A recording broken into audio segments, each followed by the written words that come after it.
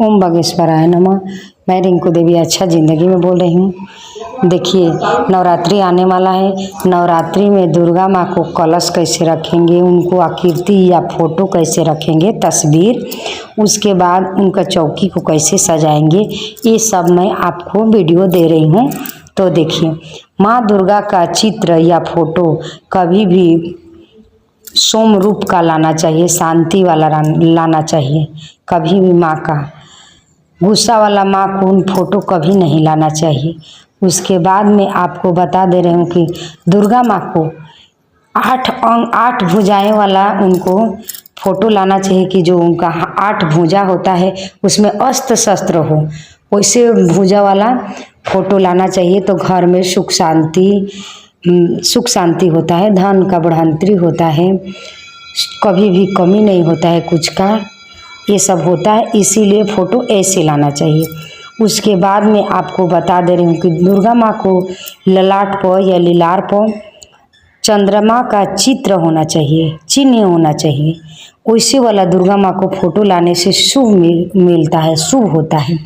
उसके बाद में मैं आपको बता दे रही हूँ कि सौम्य और शांति मिलती है 8 भुजाएं वाला लाने से। माता को, मूर्ति को अस्त्र शस्त्र हो, ये सब बता दी मैं आपको। माँ दुर्गा को सिंह जो है सवार है। 9 दुर्गा माँ को 9 सवारी है। कोई का गौरी माता का भी सवारी है, कोई का सिंह सवारी है, कोई का बाघ सवारी है।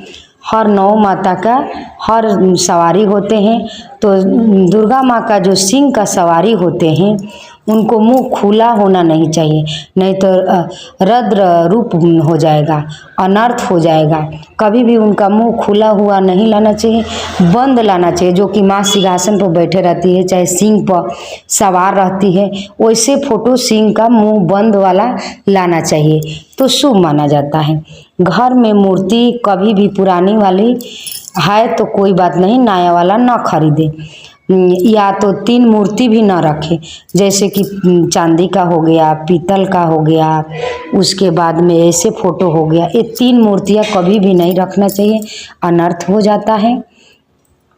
उसके बाद में मैं आपको बता दे रही हूँ कि 8 अंगुल वाला नवरात्रि में चाहे ऐसे भी माँ दुर्गा को फोटो नहीं लगाना चाहिए। 8 अंगुल से ऊंचे वाला नहीं लगाना चाहिए। मंदिर में कभी भी देखिए तो बड़े बड़े दुर्गा माँ का चित्र रहता है, तो वो मंदिर के बाद दूसरा होता है, घर में मत लगाएं 8 अंगुल से ज़्यादा वाला दुर्गा माँ का चित्र। जैसे कि मिट्टी का लाते हैं तो बड़ा वाला नहीं लाना चाहिए। फोटो ला सकते हैं और रख सकते हैं, स्थापित कर सकते हैं। उसके बाद में आपको मैं बता दे रही हूँ कि कभी भी शुद्धिकरण का जरूरी होता है, शुद्धिकरण जरूरी होता है। देखिए, शरीर में मल मूत्र कितना भरा रहता है, ऊपर से हम लोग नहा लेते हैं, तो शुद्धिकरण जरूरी होता है। तो देखिए, शुद्धिकरण इसलिए जरूरी, गंगा जल से नहाइए, नॉर्मल पानी से नहाइए तो शुद्धिकरण होता है। लेकिन विष्णु भगवान को ध्यान धरने से, पीताम्बर गदा पर बैठे, पीताम्बर पहने, कमंडल लिए, विष्णु भगवान का शेषनाग पर बैठे हैं, तो ये सब रखने से, ध्यान रखने से शुद्धिकरण हो जाता है। तो ये विष्णु भगवान का जरूर ध्यान रखते हुए अपना शरीर को शुद्धिकरण करें, तो शुद्धिकरण सभी फलों का प्राप्ति होता है और शुद्धि हो जाता है। उसके बाद में मैं आपको बता दे रही हूँ कि घर में किस दिशा में कलश स्थापना करने से शुभ माना जाता है। तो अपने घर में पूरब, उत्तर, ईशान के कोण में दुर्गा माँ को स्थापित करने से, कलश स्थापित करने से शुभ माना जाता है। और जो देव आस्थान बोलते हैं, चाहे देव स्थान बोलते हैं, उसी पूजे रूम वहाँ बनाने से शुभ होता है। उसके बाद में मैं आपको बता दे रही हूँ कि जब चौकी पर कलश रख दें तो अष्टदल कमल बनाएं। अष्टदल कमल बना करके कलश में पीतल का हो या मिट्टी का हो, तो मिट्टी का कलश हो तो आप पंच धातु ला दें, नहीं तो चांदी का सिक्का, नहीं तो ऐसे 1 रुपया का सिक्का, उसमें थोड़ा हल्दी, गंगा जल, उसके बाद में जल से पूरा उसको भरना चाहिए। 5 पोलव उसमें डालना चाहिए। उसके बाद में उसमें सिक्का, सुपारी, लौंग ये सब डाल करके उसके बाद कलश को स्थापित करना चाहिए, तो शुभ माना जाता है। 5 पोलो तो ज़रूरी होता है, वो भी रखें, नहीं तो 7 पोलो भी रख सकते हैं।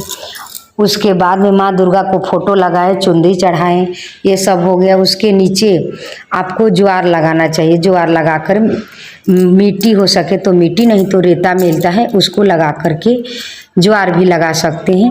उसके बाद में अब आपको दीप प्रज्वलित किस दिशा में करना है ये मैं आपको बता रही हूँ। तो दीप प्रज्वलित आपको कभी भी आग्नेय कोण में रखना चाहिए। आग्नेय कोण कौन होता है कि उत्तर पूर्व के दिशा तरफ कलश रख दीजिए। उसके ठीक सा इधर आग्नेय कोण जो पश्चिम और पूर्व और दक्षिण के दिशा जो होता है उधर आप दीप प्रज्वलित कर दे, अखंड दीप जला दे। देखिए सकान होता है और उसको देखभाल करने सक जाते हैं तो आप दीप प्रज्वलित करें, नहीं तो उतना मत करें, नहीं तो रात भर देख रेख करना जरूरी है। शुद्धता भी जरूरी है, स्वच्छता भी जरूरी है। ये सब करके अखंड दीपक जलाएं तो शुभ माना जाता है। माँ किसी को कभी कमी नहीं दी है ये पूजा करने से, और सब हर चीज़ का। उसके बाद में माँ का तीनों देवियों का पूजा करना चाहिए। तीनों देवी का आकृति बनाए तो और शुभ होता है, और कोई भी पूजा में स्वीकार होता है तो काली जी का, दुर्गा माँ का, सरस्वती माँ का, ये तीनों देवियों को चित्र लगाने से बहुत शुभ माना जाता है। तीनों देवी को लगाने से उसके बाद में आप अखंड दीपक जलाएं, ये भी आपको मैं बता दी। उसके बाद में मैं आपको बता रही हूँ नवरात्रि में ऐसा ही पूजन अर्चन करें, और फोटो आकृति कैसे रखना चाहिए ये सब मैं आपको बता दी हूँ। मेरा वीडियो पसंद आए तो सब्सक्राइब लाइक ज़रूर कीजिएगा।